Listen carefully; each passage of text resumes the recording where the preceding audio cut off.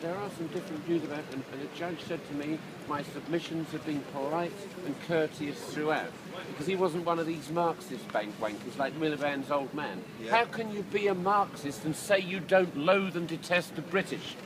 You know what Karl Marx said about the British working class?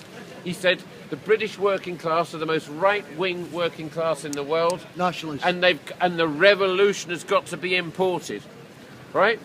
You know, Karl Marx was more bloody racist than bloody Adolf Hitler. And Karl Marx is why the Jews had a Holocaust. If they'd have followed what Winston Churchill said in 1922 and sorted the communists out, there would have been no Holocaust.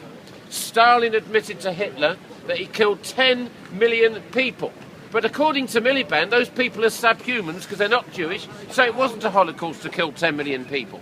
It wasn't a Holocaust for Kissinger to stand by while millions of Cambodians were killed because the Americans were bad losers. They could have stopped all of that. The Congo. You know, independence in Africa was a death sentence for millions of people who were starving to death. Where is Bongo Bongo land? UKIP won't tell you, they haven't got the balls.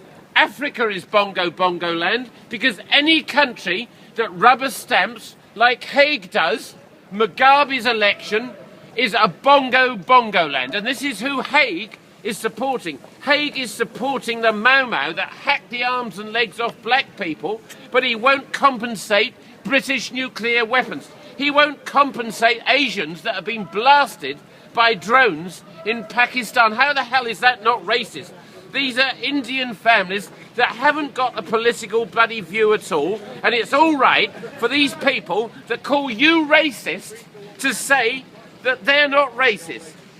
You know, the Americans had a plan for a world war against us in 1933. They had 4 airfields on the Canadian border, right? So Hitler didn't even have a contingency plan for a war with us. Even when he'd beaten us after Dunkirk, he got out. And if we'd have taken that peace deal, there would not have been a Holocaust.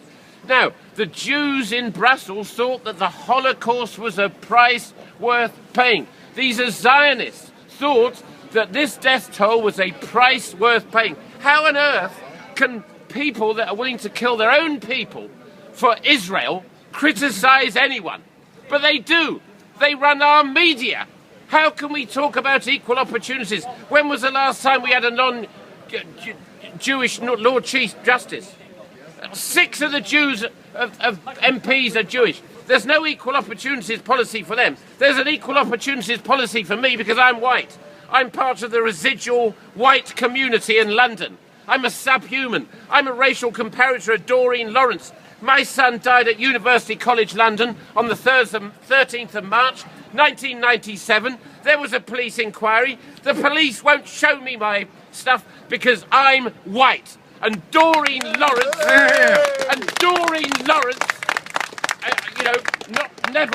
Neville Lawrence said he didn't want anyone to go through what he went through. Never mind about that Stephen Lawrence was a criminal drug dealer. That's a civilised society gives its criminals a fair trial. How many concerts have been held for your son, sir? None.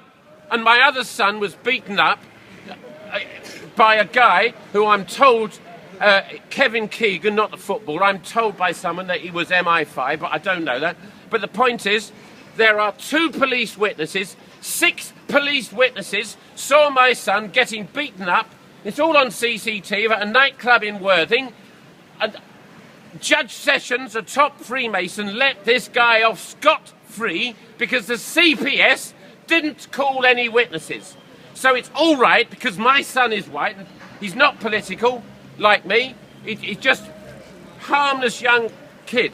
Doesn't really much believe in this country. He's been ground down. I haven't.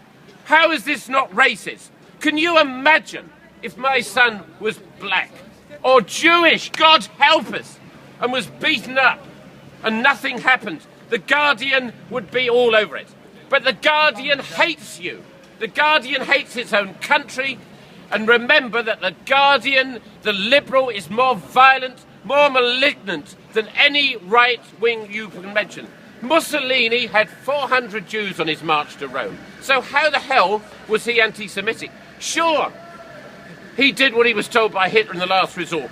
Churchill told the people in the Channel Islands that they must hand over Jews. He wasn't put on trial, but Pétain was. It's all bullshit. And the Jews are going to wise up to the fact that they're being taken for a ride. You know, the sperm count in Israel is dropping because of the enriched, depleted uranium that's blowing across. This latest war that's gone down, people know that the war is connected with Israel. But not all of the people in Israel aren't stupid. All of the people in Israel, the majority, would rather have Assad, who, remember, there's been no wars, have they? Do you really think the average Jewish person thinks that he wants Muslim fundamentalists running around in Syria? But they go along with it because they're a consensus fascist. Why is it rubbish? You've got no argument, madam. Stay and debate it if that's what you believe. Tell me what I've said that's wrong. That a fact is a fact. A fact is not politically biased. Do you know that an Australian Aborigines' eyesight is 20 times better than ours? An Australian Aborigines' direction-finding ability is better than ours. I can say that because I'm saying that he's got something better about him. Because everyone's different. But if I was to say something about Chinese people or white people, well, we're better in some way, I'm a racist. It's ridiculous. Science has been politicized by sodomite fundamentalism. If you don't or do believe in global warming, that somehow makes you evil because you disagree. Science isn't about politics. Science is about facts. Invading Syria should be about facts, but it's not, is it? You haven't seen anything that Assad's ever done. It's like a girlfriend. Kerry. Oh, he's horrible. Why he's horrible? Oh, me and my mates think he's horrible. Do me a favour. This is not statesman. This is global insanity. And it's all going to collapse. Because in the right, well, I'm afraid we're bad. We're all divided. The majority of people in this country, in the Conservative Party and the Labour Party, are pretty right-wing. I've been in a pub and I've sat next to black guys and I've said how I used to be in the National Front and I said how I predicted 30 years ago that we'll end up on the same side as the streets. Now, those black guys, they didn't blame me because I'm being honest. I said to them, do you trust some Guardian reader that betrays his own race, his own history, and says he's your friend? Do you trust Diane Abbott? No, he says. And there was a couple of white liberals buggered off, leaving an inch out of a pint of beer because they couldn't fucking handle the fact that this horrible person, and I've been to public school, but I've worked all my fucking life. The hands don't lie. Now, the thing is, I'm not telling you I'm working class. Shirley Williams, these Labour arseholes, she does a holiday job in a factory and she she knows what it's like to be working class, or black for that matter. That if you've had a privileged life, you never know what it's like to be underprivileged, to be shit on. Boris Johnson is a criminal. He's got criminal convictions for Don't tell me something where I'm wrong. You're an ignorant image. You're ignorant. You've got no answers, you people, other than abuse. You are doing what you accuse these people of doing, but you can't do it. Because I've been in the High Court for this. I've been in the High Court, and I've said, while it is true that most anti-Semitism is caused by ignorance, it is also true. Have a leaflet, by the way. It's on the back of this. It is also true that the lack of anti-Semitism is caused by the ignorance of the Talmud and what Jewish people stands for, which is a breach of their covenant with God.